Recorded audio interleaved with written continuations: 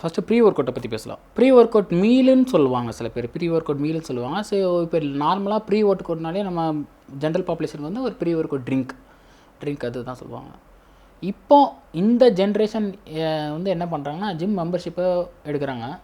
Gym membership எடுத்துகிட்டு ஒரு personal training extra இன்னொரு 10,000 கொடுத்து எடுக்கிறதுக்கு பதிலாக அதே 10,000 வே ப்ரோட்டீன் வாங்கிக்கிறது, கிரியேட்டின் வாங்கிக்கிறது, ப்ரீ ஒர்க் அவுட் ஒன்று வாங்கிக்கிறது, அப்புறம் ஏதாவது மாத்திரை கத்திரை வாங்கி வச்சுக்கிறது. இதனால தான் வந்து நிறைய ஜிம்ஸில் என்ன பண்ணுவாங்க, மொத்தமாக 1 லட்ச ரூபா 2 லட்ச ரூபா வாங்கிட்டு they will give you bunch of இந்த காம்போ சொல்லிட்டு they will give bunch of supplements.